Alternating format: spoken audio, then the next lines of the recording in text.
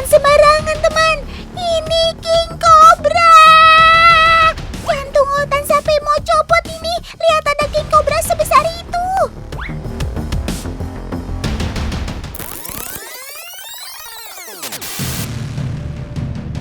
Rupanya si King Cobra diam-diam menyelinap ke dalam rumah waktu Bude asik membuat kopi di dapur.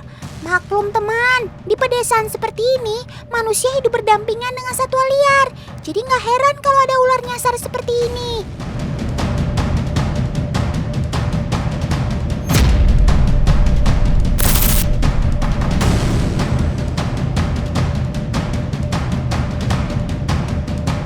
Untung saja Bude segera mendapat pertolongan. Menangkap si Raja Kobra ini hidup-hidup adalah jalan terbaik untuk keselamatan si ular teman. Namun resikonya sangatlah tinggi. King Cobra memiliki bisa neurotoksin yang mematikan. Kalau sampai tergigit, bisa sangat berbahaya. Jadi kalau tidak punya pengetahuan dan keahlian yang cukup, jangan coba-coba menangkap King Cobra sendiri ya. Hap! Berhasil Paman! Syukurlah kamu tertangkap dan Paman juga aman-aman saja. Kondisi sudah terkendali. Sekarang tinggal memindahkan kamu ke tempat yang aman, Sob.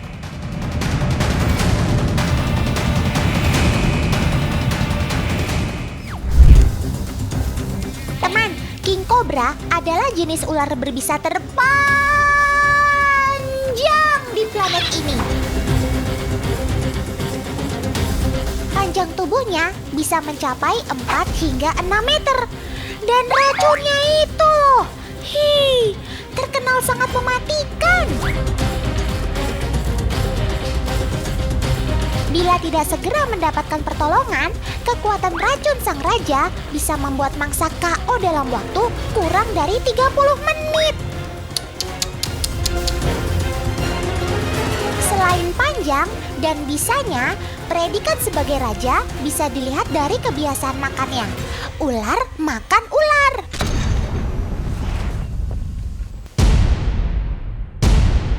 Hop! Alamak! Ular itu langsung dilahap.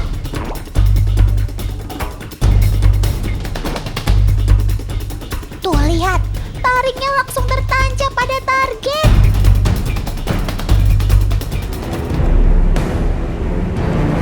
Menu makannya ini memang menambah kesangaran si reptil, tapi berguna juga untuk menjaga keseimbangan populasi ular-ular lain di alam. Sungguh kekuatan seekor raja.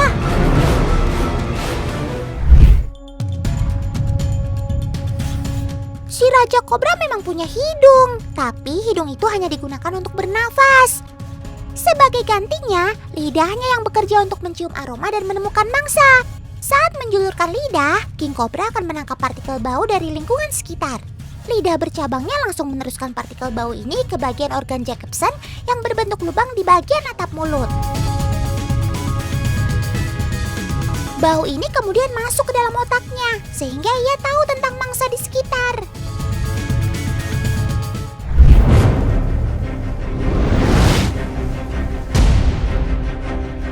Loh, jangan berantem dong, Sob. Hentikan! Baru aja Otan banggain kamu di depan teman-teman.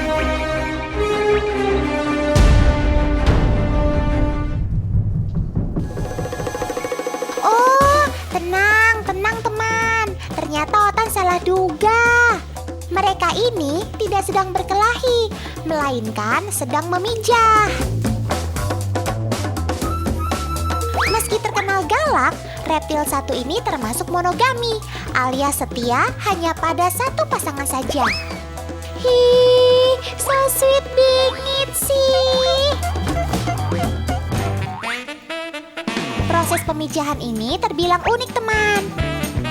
Karena baik ular betina maupun jantan akan saling menarik perhatian dengan mendekatkan diri satu sama lain. Kemudian saling melilitkan badannya.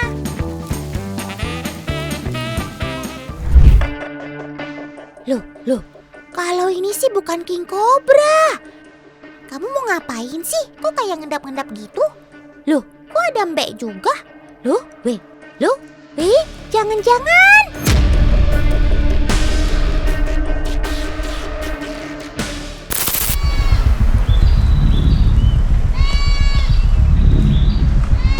Mbek, ayo lari.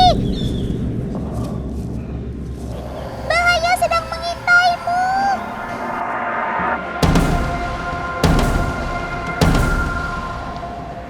Aduh, jangan diam aja. Itu ada ular.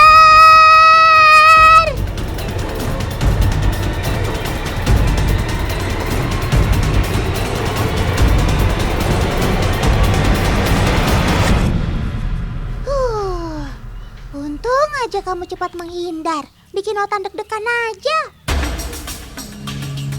Oh iya teman-teman di rumah, udah pada tahu kan ini ular jenis apa? Yap, betul sekali. Sobat Otan satu ini adalah jenis ular piton. Karena mata piton tidak cukup baik penglihatannya, piton melakukan perburuan dengan mengandalkan indera penciumannya dan juga sensor panas yang dimilikinya.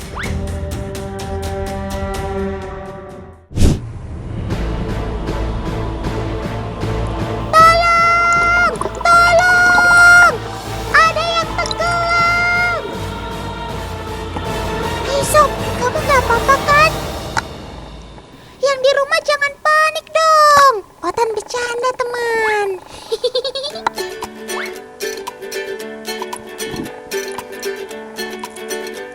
Piton jago sekali berenang. Saat berenang, dia menggerakkan tubuhnya seperti membentuk huruf S yang dimulai dari ujung kepala sampai ujung ekor.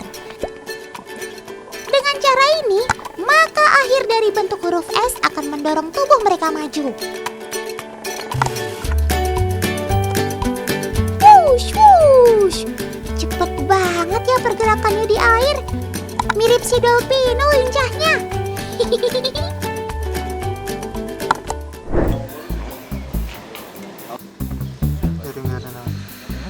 Di kalangan masyarakat, ular masih dipandang sebagai hewan yang menakutkan. Tapi, jika kita merawatnya dengan baik, hewan berdarah dingin ini juga bisa bersahabat.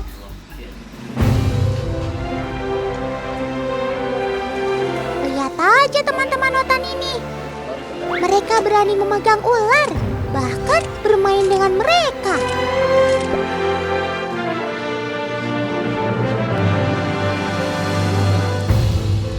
Pada umumnya, sobat Otan yang satu ini tidak akan menyerang manusia jika tidak diganggu atau diprovokasi terlebih dahulu.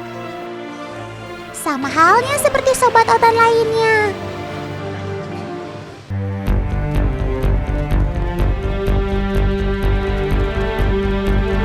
Nah, ini dia nih yang sedang ganti baju. Ganti kulit. Ular akan menggesekkan badannya agar kulit lamanya menyangkut dan dapat mengelupas dengan mudah. Santai sob, waktumu masih panjang kok. Jangan buru-buru.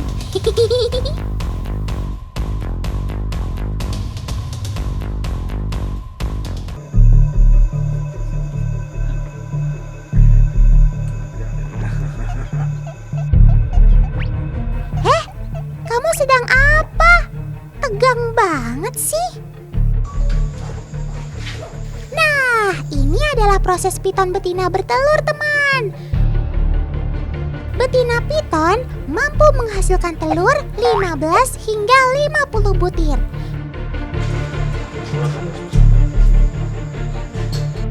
Proses ini berlangsung cukup lama, teman.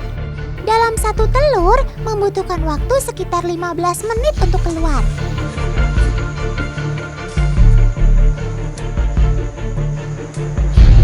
Dan telur-telur ini berbentuk lunak, sehingga dia akan lengket dengan telur-telur yang lain. Kemudian telur-telur ini dipindahkan ke inkubator selama kurang lebih 90 hari.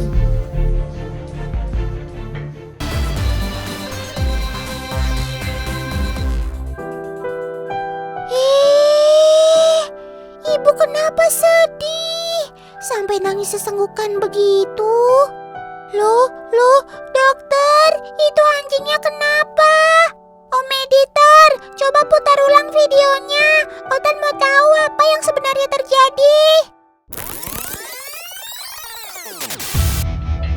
Oh, ternyata anjing kesayangannya lagi sakit, teman. Berarti lumayan parah nih sakitnya.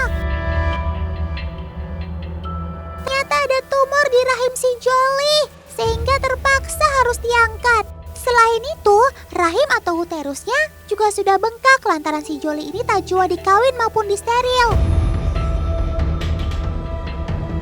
Yang bikin gawat, hasil pemeriksaan darah di laboratorium menunjukkan organ-organ dalamnya seperti ginjal dan hati kondisinya juga buruk. Ini imbas dari rahimnya yang bengkak itu, teman. Astaga.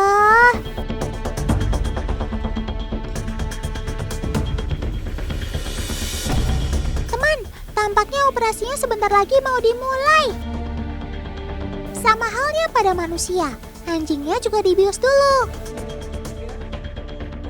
Cuma biusnya bukan disuntik, melainkan menggunakan masker gas seperti ini.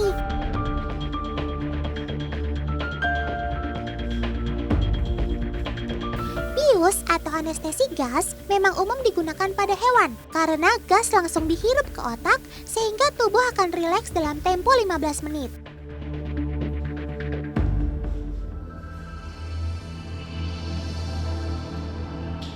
Nah, kayaknya Jolly-nya sudah nggak sadar. Dokternya juga sudah pada siap. Kita berdoa sama-sama yuk. Semoga operasinya berjalan lancar. Amin.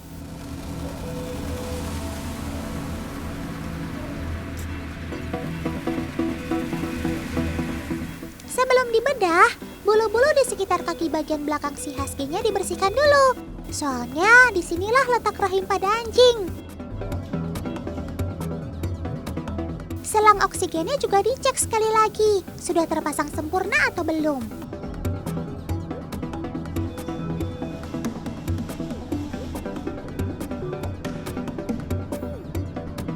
Tuh lihat, pisau sama gunting bedahnya, lengkap banget ya.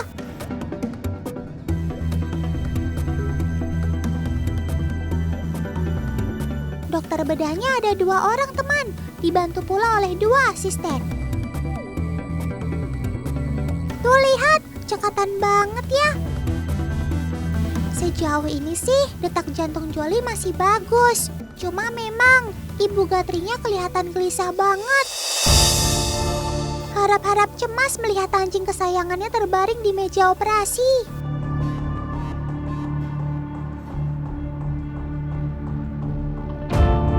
Proses mengangkat uterus atau rahim anjing tergolong operasi yang rumit, teman. Mengingat tingginya resiko kehabisan darah. Belum lagi letaknya yang dekat ginjal. Melenceng sedikit, bisa-bisa nyawa si husky ini melayang. Tapi tenang, dokter di sini sudah berpengalaman kok. Operasi seperti ini bukan yang pertama bagi mereka. Kita percayakan saja pada ahlinya. Nah, itu dia rahimnya. Bulatan-bulatan putih di sebelah kanan itu adalah tumornya. Syukurlah operasinya berjalan sukses. Sekarang tinggal proses jahit deh. Kalau sudah begini, Otan jadi tenang. Sang pemilik juga sudah bisa bernafas lega karena anjing kesayangannya sukses menjalani operasi.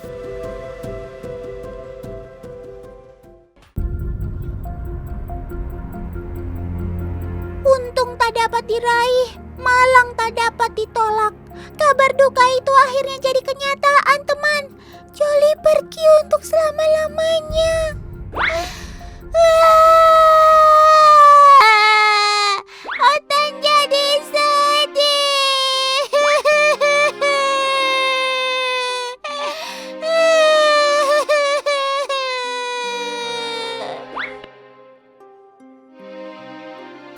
sobat Totan ini meninggal kira-kira 2 hari pasca operasi.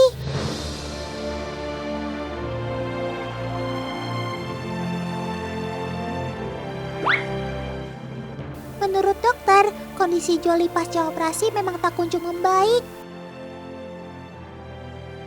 2-3 hari setelah operasi memang tergolong masa-masa kritis dan Jolly gagal melewatinya.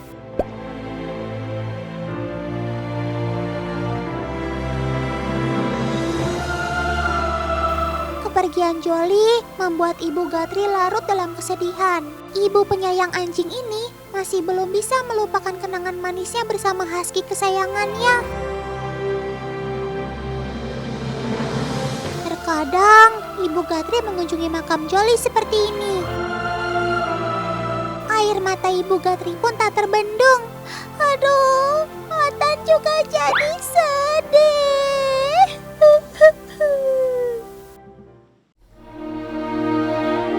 Bagi sebagian orang, menyayangi hewan peliharaan selayaknya anggota keluarga lumrah terjadi, teman. Makanya rasa kehilangannya juga begitu besar, seperti Bu Gatri ketika ditinggalkan Jolly. Semua karena rasa kasih sayang dan perhatian yang ditumpahkan ketika merawat hewan kesayangannya.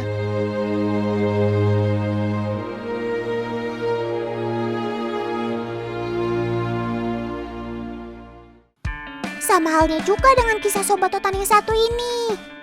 Perkenalkan teman, ini adalah Glazzy, kucing kesayangan Kak Anindita. Seperti yang kalian lihat, sayangnya Glazzy sudah tidak bisa bergerak normal. Ia mengalami gangguan pada syarafnya.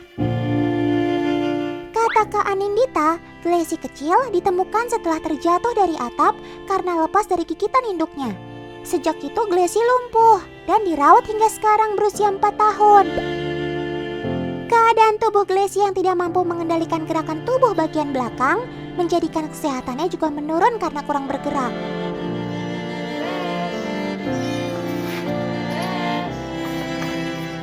Jangankan olahraga, bahkan untuk berdiri tegak saja dia sudah tidak bisa. Jadi ketika berjalan, dia jadi sering terjatuh dan terbentur ataupun harus menyeret bagian belakang tubuhnya. Kasian kan? Glazzy yang kesulitan mengendalikan tubuhnya untuk bergerak butuh kursi roda sebagai alat bantu. Namun, kendala pengiriman yang jauh dari luar negeri serta ukuran yang belum tentu cocok masih jadi halangan. Untung saja ada Kak Adit.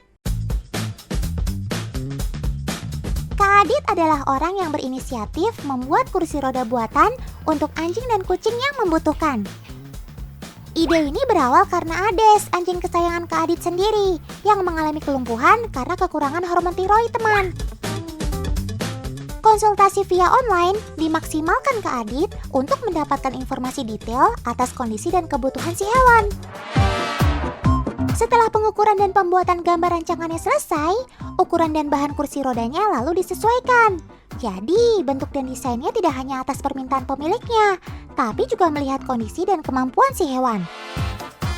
Susunan utama kursi roda ini terdiri dari 3 bagian, teman, yaitu rangka, bantalan penyangga, dan tentu saja roda. Bagian penyangganya juga diberi bantalan busa. Tentu saja ini agar alatnya nyaman untuk penggunaan lama.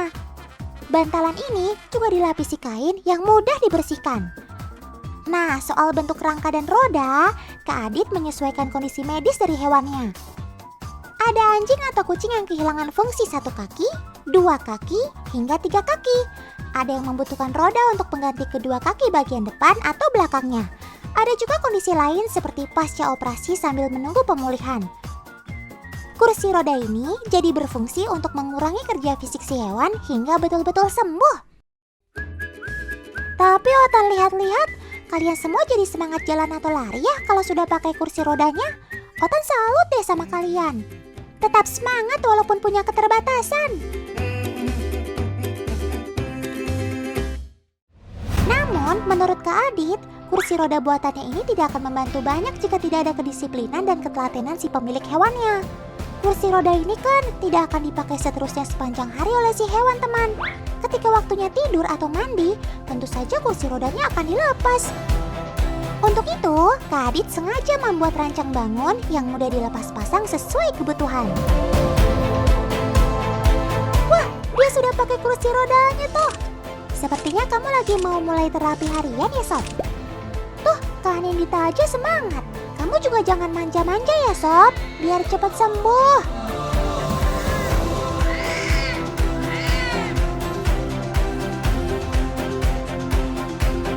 Otan dan teman di rumah selalu berdoa untuk kamu, Sob.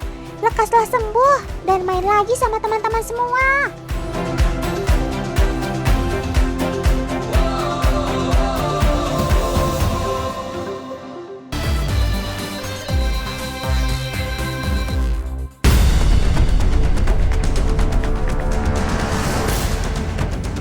Oh no! Tanpa aba-aba, tarantula langsung menerkam kalajengking.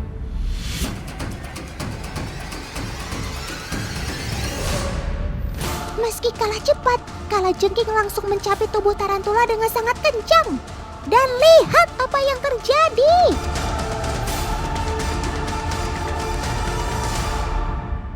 Kalajengking langsung menancapkan sengatnya tepat di kaki tarantula. Ia tidak dapat berbuat banyak untuk melawan. Racun kalajengking sudah merasuk ke tubuhnya.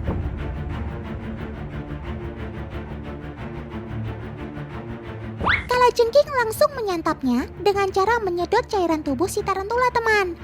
Untuk menghabiskan satu tarantula saja butuh waktu sekitar 2 jam. Lama banget ya.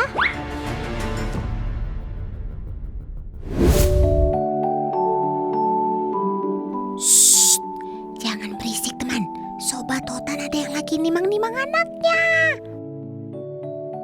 Ini adalah sifat alami mereka, teman. Mamah kalajengking jenis Singapore Bark ini biasanya akan menjadi tempat berlindung untuk para dedek kalajengking. Karena sobat Otan ini berkembang biaknya dengan melahirkan, bukan bertelur. Anak kalajengking yang baru lahir memiliki kulit yang masih lembut, sehingga sangat rentan diburu predatornya. Makanya mereka akan berkumpul di atas badan mamahnya kayak gini. Sungguh mamah yang luar biasa, selalu siap melindungi anak-anaknya. Kalajengking sekali beranak bisa sampai 30 ekor lebih loh, teman. Dari mulai lahir sampai usia 2 minggu, mereka bergantung dengan induknya. Teman, Otan membuktiin tentang beredarnya mitos yang salah kaprah di sekitar kita. Katanya sih, kalajengking ini takut dengan cuka asam. Ayo Kak Tata, kita buktikan saja. Coba Sob, kamu berani gak nih melewati cuka asam yang disebar Kak Tata?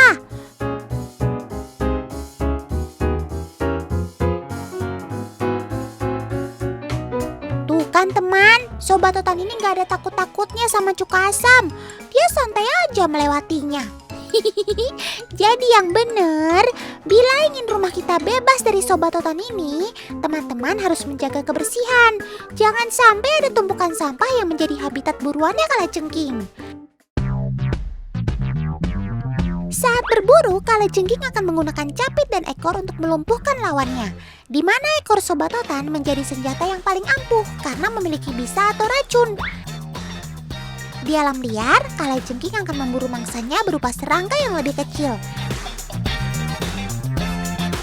Seperti jangkrik ini nih, merupakan makanan favoritnya. Capit berfungsi untuk mencabik mangsanya, lalu mulutnya yang kecil menyedot protein yang terdapat dalam tubuh jangkrik. Udah kayak atlet binaraga aja kamu Sob, doyan konsumsi protein, biar ototnya jadi gede ya. Sob, kamu ngapain Sob? Kok berkelahi gitu? Udah Sob, udah. Berkelahi tidak baik, betul kan teman?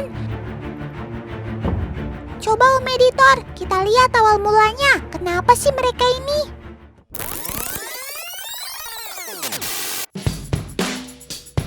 Oh, jadi Sobat Otan si kalajengking sedang diburu si Curut, teman.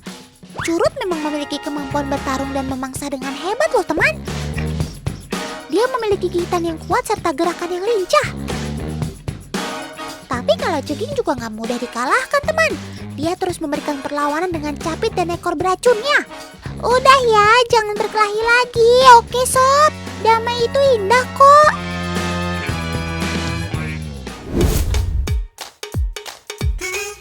Sayang tanaman, sayang tanaman. Ayo, teman di rumah ada yang mulai bosan merawat tanaman?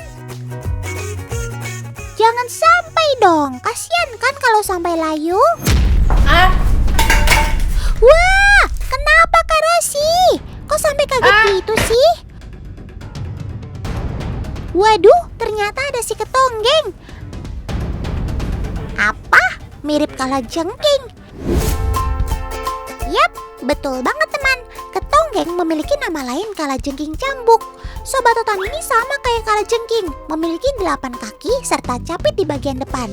Tapi bentuk ekornya sangat beda teman.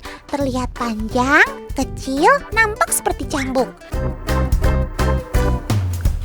Ketonggeng biasa hidup di sekitar bawah pot tanaman yang lembab. Mereka cenderung aktif di malam hari untuk berburu.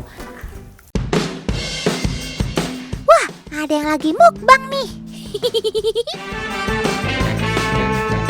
Serangga kecil merupakan makanan Sobat Otan ini teman. Pelan-pelan sob makannya. Otan gak minta kok. Kecuali kalau kamu makan pisang bolehlah dibagi.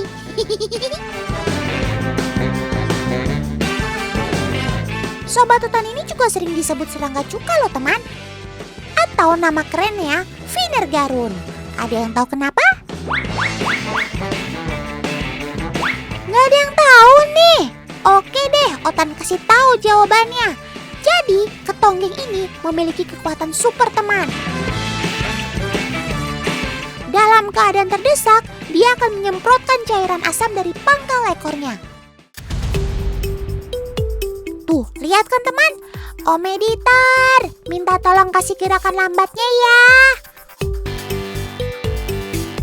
Sobat Otan ini bisa menyemprotkan cairan asamnya berkali-kali loh teman. Tujuannya agar dia terlepas dari pengganggunya. Dan semprotannya ini bisa mencapai 3 kali lipat panjang tubuhnya. Tuh, coba lihat aja setelah diukur. Jarak semprotannya 105 mm atau 10,5 cm. Wah, keren juga kamu sob. Untuk manusia, cairan asam ini tidak begitu berbahaya teman. Hanya menimbulkan bau tidak sedap seperti bau cuka. Jadi nggak perlu panik ya. Bila terkena cairannya, cukup bilas dengan air mengalir dan tidak lupa menggunakan sabun ya, biar bersih.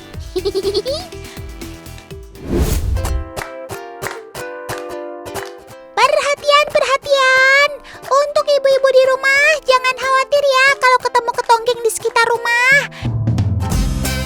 Meskipun tampilannya seram, tapi cukup berguna juga buat membasmi kecoa di rumah. Ini nih salah satu kehebatannya. Ketonggeng juga mampu menyelam loh teman. Sobat Otan ini akan mengumpulkan oksigen di sekujur tubuhnya sebagai cadangan nafasnya. Tapi dia masih dapat berjalan di dalam air dan tidak membuatnya terapung di air. Keren maksimal kamu sob.